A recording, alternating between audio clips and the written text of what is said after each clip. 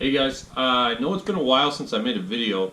There's actually a very awesome reason for that. I bought a house, my first house, so now I'm officially a homeowner and I'm in love with it, but has been a lot of work and it hasn't left me much time for filming.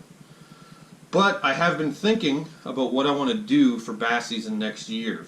Ultimately thinking about how I want to fish for bass next season always leads me to what I'm going to be fishing with. So today I just want to go through my rod and reel combos that I'm going to be using next season and hopefully promote some discussion on equipment, because I think we're all trying to dial in what we want to use. It's hard. It's probably one of the trickiest things in bass fishing. We all have different budgets, different preferences. We're all different heights and body shapes. So fishing equipment to me is personalized, but there also are principles you have to follow for certain techniques. To get started, I want to talk about my pitching and flipping combo. This is one of my bread and butter combos for largemouth or anytime I'm fishing thick vegetation or slop. It's a 6'8" extra fast action medium heavy Fenwick Techna PX, and with that I have a Daiwa CR80 and 7.5 to 1 gear ratio. I mean, I fished with this combo for an entire season and it's super impressive. I mean, the Techna PX is just so light, crisp, and responsive, and I like a stiffer rod for Tokyo rigging and that kind of thing, and this works great for that. The CR80 was actually kind of a surprise. Like, this reel was maybe $100 and some change, and it does not perform like it at all. I don't have the biggest hands in the world, so I like reels that are really palmable, and this one is. It's just ridiculously lightweight and compact. I was just super impressed with the palmability of it, especially when you're doing this all day, when you're pitching and flipping with that kind of motion. You don't want a bulbous reel, and this is not. So for you guys looking for a decent compact reel that's economical and it's not going to kill your wallet, I would highly recommend this. In fact, I'm probably going to buy another one. So this is my pitching and flipping combo, and it just gets a ton of use, and I absolutely love it. So, alright, so the next combo I wanted to talk about is my bladed jig combo. I do a couple other things. This is actually a very versatile combo. I also use it for light Texas rigs, football jigs, that kind of thing. So this is my kind of do everything combo, but I highlight bladed jigs because what's interesting about using this combo for bladed jigs is it's not a moderate rod at all. It's actually a pretty stiff fast action as far as fast actions go, and the reason for that is I just have better hook sets with a stiffer rod for chatterbaits than I do with a moderate rod. I know a lot of the high-end bass anglers use a moderate rod, but they're not fishing out of a kayak. I am. I'm sitting down probably about 70% of the time that I'm casting and making pitches and that kind of thing. It's just the way it's going to go. Sometimes you can't stand and fish. It's just not practical. So my lower body is out of the equation. I'm not standing on a bass boat deck, and I have missed a lot of fish on hook sets on a moderate rod. My crankbait rod happens to be very soft, and this combo just handles the chatterbait so well. It's also a very sensitive rod. It's 6'6", medium power, fast action Abu Garcia Veracity. Yeah, that fast action just seems to stick them on this big hook. I don't have many problems losing fish once I get them hooked up. Not with a chatterbait, not on a fast action rod. Probably part of that too is because I use a copolymer. If you notice in a lot of the videos on the internet, most pros are using either fluoro or braid. That just seems to be what they're talking about. So us guys that still like a nylon line, this is Gamma Polyflex, it's not a bad idea. It's not a bad idea to put a stretchy line on a stiff rod. It's a nice balance. And for me, I'm probably just going to keep using this.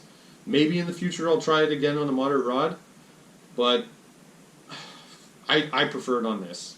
Okay, so that brings us to combo number 3, which is a crankbait combo. 7-foot medium power, moderate action, Abu Garcia Veritas winch. This is an extremely soft crankbait rod, and it's actually pretty impressive for the money. I know a lot of guys have this white rod. I don't know if The winch, the moderate rod, is as popular as some of the other Veritas. And I know they made a new Veritas this year with the wind grips, which is kind of cool, so they've just made it better. But this is the older model. I think the new model has pretty much the same dimensions. And I would have to... One thing I learned from Matt Allen and Tactical Bassin, and this has been congruent with my experience too, is that it is true. Not every... This is what makes rod buying so tricky. Not every rod in a lineup is a winner. But I'll tell you right now, the 7-foot medium winch, you're going to like this rod. It's just a very good rod for tossing in, like, your smaller crankbaits. I would, up to about your 5XD. Up to about your 5XD, this rod is perfect for that. When I cast a 1.5 square bill on this for the first time with this reel, it was one of those moments in fishing that was just like, wow, okay, that's what we're talking about when we're dialing in our gear. That's the difference maker. So yeah, I would recommend the 7-foot medium. I have the 7.5-foot medium heavy for deep cranking as well. I don't think it's anything special. I think this rod is great for the money, but I don't think the 7.5-foot medium heavy is. I think you'll find a lot of other medium heavy, moderate, deep cranking rods at that price point that would be just as good. And the reel, the 5.4 to 1 gear ratio, took a little getting used to. It is very slow. I wouldn't throw everything on it. But for throwing a crankbait, I don't care what time of year it is. Sometimes going slower than slow is absolutely crucial, especially with a crankbait.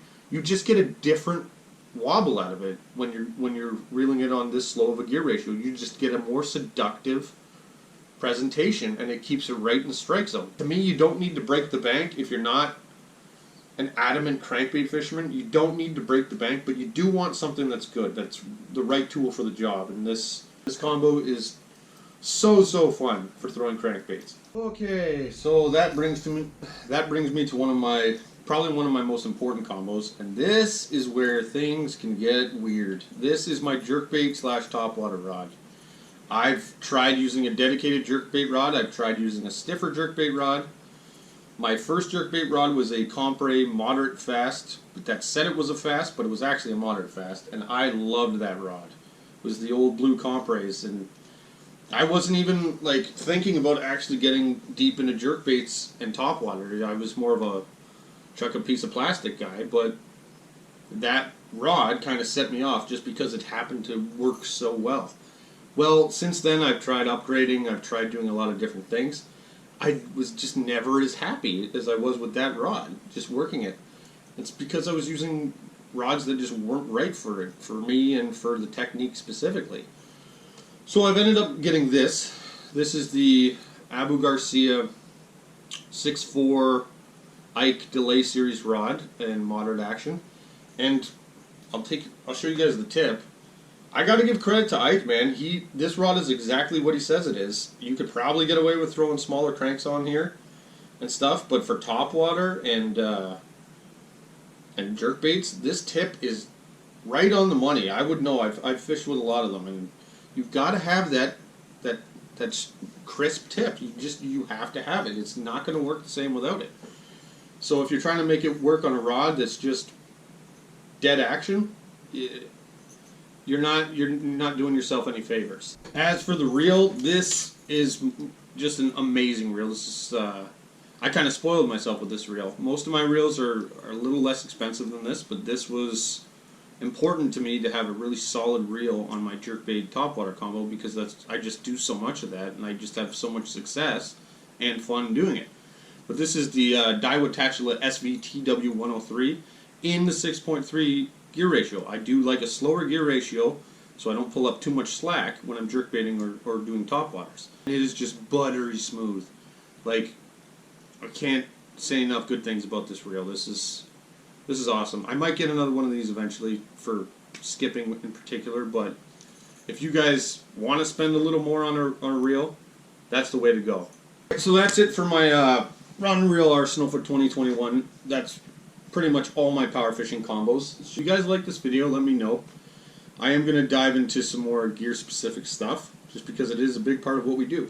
So yeah, I appreciate you guys for watching the video. As always, please like, comment, and subscribe, and see you again next time.